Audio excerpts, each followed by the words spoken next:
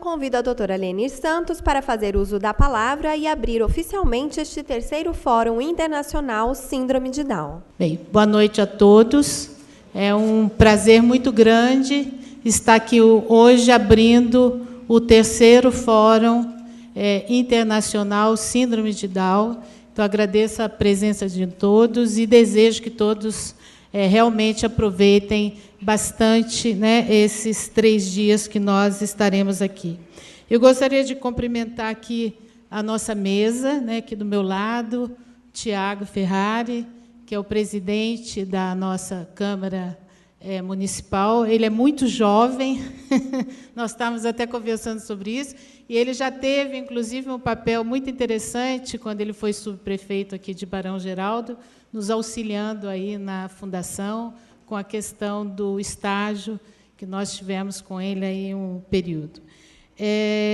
Queria cumprimentar também a Vera Mendes, que é coordenadora da área técnica, né, da pessoa com deficiência do Ministério da Saúde, aqui representando o nosso ministro da Saúde, Alexandre Padilha, e aproveitar para agradecer o apoio que o Ministério da Saúde deu a esse fórum, que só pôde se realizar porque nós contamos com o apoio, o financiamento do Ministério, inclusive o livro que vocês estão recebendo nas pastas, os livros, o da Síndrome de Down, de A a Z, e Viajantes Inesperados, do professor Carlo Lepre, também foi um patrocínio do Ministério da Saúde, então, por isso, todos estão recebendo em suas pastas esse livro.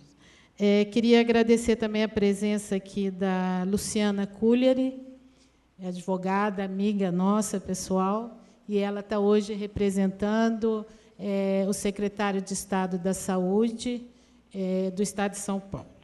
Bem, eu vou falar muito brevemente e queria chamar a atenção para o nome desse fórum, que é Quem Eu Seria Se Eu Pudesse Ser. Porque o nome já traz em si uma grande complexidade, né, do papel da pessoa com deficiência intelectual, o papel que ela desempenha perante si própria e perante a sociedade, né? Então, quem eu seria se pudesse ser, ou quem eu seria se me deixassem ser, é um tema emblemático, complexo e muito reflexivo. Então, eu gostaria de, no âmbito desse tema, fazer algumas considerações, que eu entendo que são muito oportunas, necessárias e até já avançadas no tempo, pelo fato de a nossa sociedade não andar a passos tão largos em relação aos direitos da pessoa deficiente, do que em relação a muitos outros temas sociais, né? E aqui eu apontei 7... são 7 pontos que eu gostaria de estar destacando, né? A questão que eu chamei da falta de identidade ou desidentidade, se a gente puder falar assim no português, né? Então, como é possível a pessoa com deficiência construir uma identidade que lhe permita ser o que ela gostaria de ser, viver dentro de padrões de normalidades, né, traçados pela cultura e seus valores sociais, se as suas diferenças não são levadas em conta, não são consideradas, são sempre cerceadas, né, seus caminhos são sempre tolhidos, né, ao invés de se criar espaços para uma vida que se permita, né, você viver em plenitude pessoal, sem limites previamente traçados, né, de acordo com a cultura e valores daquela sociedade. Então, essa questão da desidentidade é uma grave questão das pessoas com deficiência.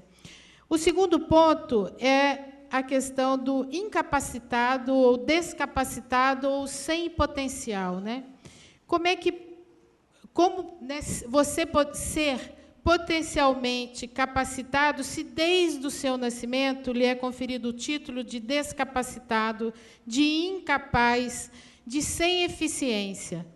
Não, então, essa adulteração do traçado da vida por esse estigma, né, de discapacitado vai retirar todas as possibilidades de realização dessas capacidades pessoais, das capacidades individuais, das capacidades diferentes, né, que a pessoa com deficiência tem. Isso não o torna um incapaz, um incapacitado, né? O fato dele ter uma incapacidade não o torna uma dificuldade, não vai torná-lo, né, uma pessoa incapaz para viver a vida, né? Agora, o que vai torná-lo é ser uma pessoa diferente, com potencial diferente, mas com um potencial, né? A terceira questão é a questão também, ele é sempre uma pessoa extremamente desqualificada. Em todos os campos, sempre há uma desqualificação em relação à pessoa com deficiência. Então, como ele pode gostar dele mesmo, ele pode se amar, né? Ele pode ter uma autoestima, se ele, desde o nascimento, ele é rotulado como uma pessoa deficiente, né? Então, a falta de autoestima, de amor próprio, a desvalia, são desqualificações que vão realmente acabar trazendo os graves prejuízos à vida dessa pessoa, né? Então, esses rótulos de incapaz, esses rótulos de deficiente, penetrando o tempo todo as suas vidas, suas mentes, seus corações, né? Então, essas condutas são impostas por nós, sociedade, porque nós não conseguimos, na maioria das vezes, conviver com os diferentes, né? Nós traçamos um roteiro de normalidade e temos muita dificuldade de conviver com aquele que sai desse roteiro, né? E uma das coisas também que conviver com as diferenças pode, muitas vezes, dar muito trabalho. E a gente, então, quer um mundo mais pragmático e vai se esquecendo dessas diferenças que precisam ser respeitadas e desses potenciais que precisam ser desenvolvidos e ter espaços, né, para o desenvolvimento. A questão também é o infantilizado eterno, né? A pessoa nasce, passa pela sua fase de criança, de adolescente, de jovem, de adulto, passa por todas essas fases sem experimentá-las nas suas alegrias, nas suas dificuldades, nos seus direitos, nos seus deveres, né? Entende-se que a pessoa deficiente vai viver todas essas etapas sempre de um modo infantil, como se ele, de repente, estacionasse na infantilidade, em uma única fase da vida que vai, de repente, acompanhá-lo durante todo o tempo, né? Ser tratado como alguém capaz de viver experiências, né? As experiências próprias de cada etapa que a vida realmente proporciona, com os seus direitos e seus deveres, as suas responsabilidades, isso vai realmente fazendo um papel redutor, reduzindo, né, todo o potencial e toda a capacidade daquela pessoa, né? A eterna criança vai penetrando a vida daquela pessoa deficiente e ela vai se fazendo deficiente, ela vai se tornando, de fato, deficiente, né? Sempre um tratamento muito simplório, né, como se ela não tivesse, não fosse capaz de fazer elaborações, né? Sempre não sendo levado em conta aquilo que fala, sempre o que não tem grandes responsabilidades nem deveres, né? Porque se entende que ele também não tem potencial. Então, nada se espera, nada se exige, basta a existência, sem qualidade, sem identidade, né? Então, isso realmente acaba transformando a pessoa numa pessoa profundamente deficiente. Qualquer um de nós, né, de acordo com o que nós somos tratados, é que nós vamos realmente dar as nossas respostas, né? Outro que eu também elenquei é o sem história, né? Qual o lugar que ele ocupa na família, na sociedade, no trabalho, no mundo dos afetos, né? Qual história pode se escrever sobre ele? Que história ele vai ter para contar se é uma pessoa sem lugar, sem espaço social? Com o passar do tempo, quando as preocupações e as dificuldades da aceitação de você ter um filho com deficiência vai sendo mais serenadas, a pessoa, muitas vezes, deixa de ser lembrada naquela família e passa a ocupar um espaço, não da sua complexidade e a sua completude como ser humano, né? Mas sim de uma pessoa extremamente reduzida no seu potencial, naquilo que se espera dele, né? O outro que eu elenquei é o sem voz. Quem ouve, quem o escuta, quem realmente se preocupa com as suas necessidades, principalmente se elas forem subjetivas, seu sofrimento é sempre minimizado, é como se parece que ele não é capaz de ter sofrimentos, né? Assim como outras necessidades da subjetividade humana, né? Satisfeitas as necessidades de sobrevivência, comer, dormir, morar, muitas vezes até ter um trabalho, as demais necessidades passam a ser luxo, que não são reservadas à pessoa com deficiência. E, por último, o invisível, né?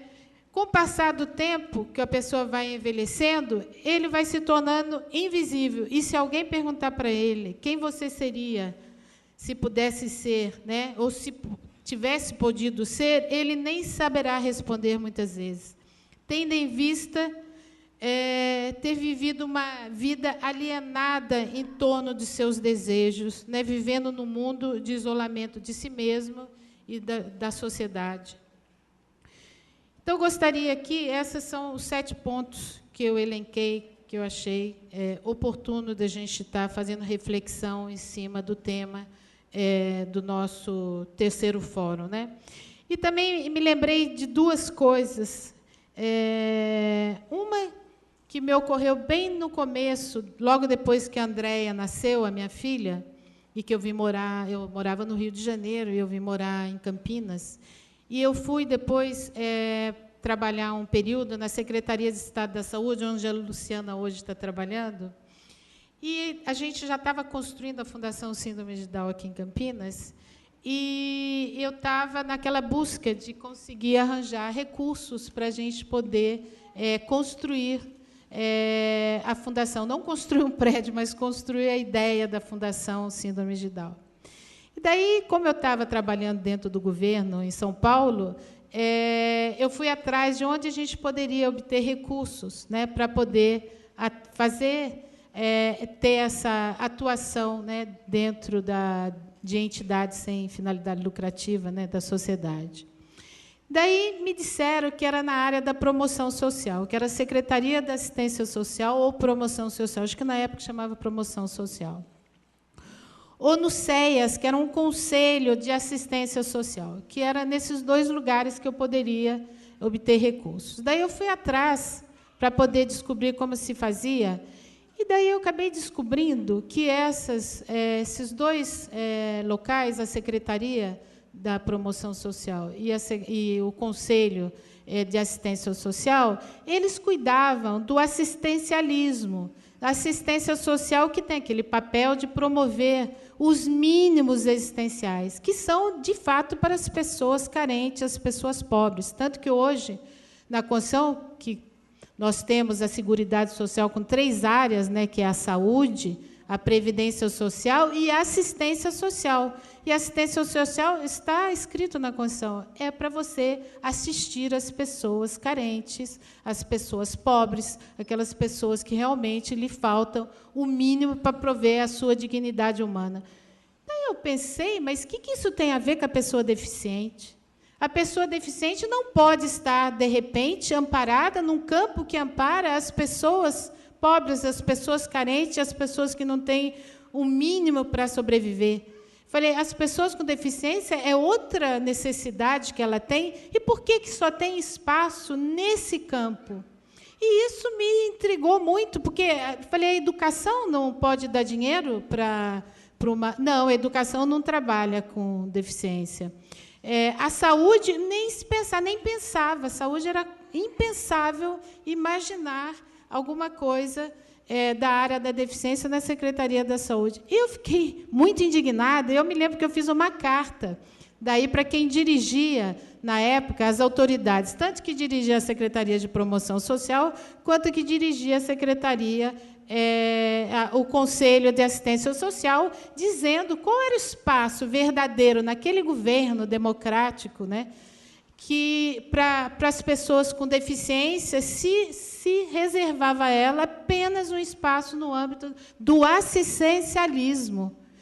E nunca recebi um retorno dessa carta, mas daí eu briguei para conseguir introduzir dentro da área da saúde na Secretaria de Estado, em São Paulo, né, a pessoa com deficiência como também sendo, né, um objeto, sendo um móvel da Secretaria de Estado da Saúde, e a gente acabou conseguindo fazer isso na Secretaria em São Paulo, e depois, com o tempo, o SEAS, eu acho que nem existe mais, acabou desaparecendo, e hoje, realmente, a gente pode dizer que tem um avanço, porque se cuida, né, da pessoa com deficiência na área da educação, na área da saúde, e a doutora Vera, inclusive, vai depois falar do programa do governo, que abrange hoje quase 15 ministérios. Mas para mostrar, e isso não é tanto tempo assim, o quanto a pessoa com deficiência não era vista, era invisível. Realmente, ela ficava nesse campo do assistencialismo, né, e não se cuidava dela. E me lembrei também de um filme que eu assisti há muito tempo atrás, não sei quem viu, que no Brasil tinha o nome de Frances. Era um filme, uma história verídica de uma atriz americana, que ela tinha um comportamento que não era um comportamento padronizado pelos valores e cultura daquela sociedade naquela época. E tinha uma mãe muito autoritária e severa, que sempre lutava contra aquele comportamento dela, né, muito assim avançado, diferenciado, e começou a achar que ela tinha algum problema, alguma deficiência, né, ou algum transtorno mental. Até que chega, esse filme é um filme emblemático, ao ponto que ela é levada, a família leva à força, praticamente, a fazer uma lobotomia, e daí realmente ela fica uma pessoa sem vontade, e uma pessoa do jeito que a sociedade queria, que ela não causava nenhum incômodo. E um outro filme também, que agora estou me lembrando, chama Vida em Família, é um filme que retrata uma jovem inglesa, no âmbito de uma família, e se passa na Inglaterra, a história. E ela também tem comportamento, ela é uma adolescente, essa é uma adolescente que deve ter seus 16 anos, e tem também um comportamento que a família não aceita, uma pessoa absolutamente normal, mas que tem um comportamento diferenciado dos seus costumes. E tanto se faz que ela acaba sendo tratada e medicalizada a tal ponto que ela, no final do filme, é chocante.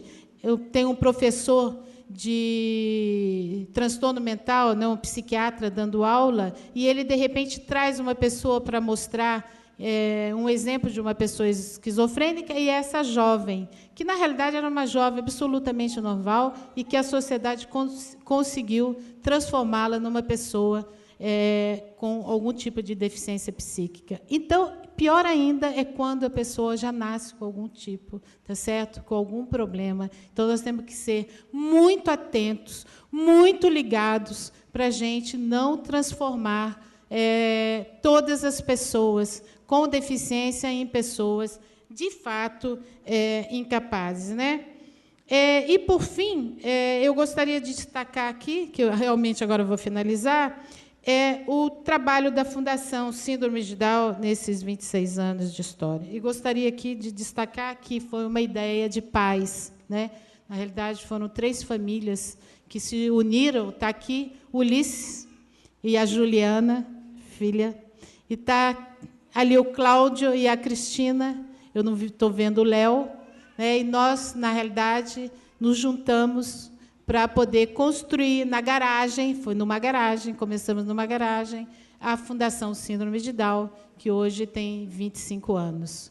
Então, foi uma construção de famílias, de profissionais, dos nossos jovens, né, os protagonistas de tudo isso.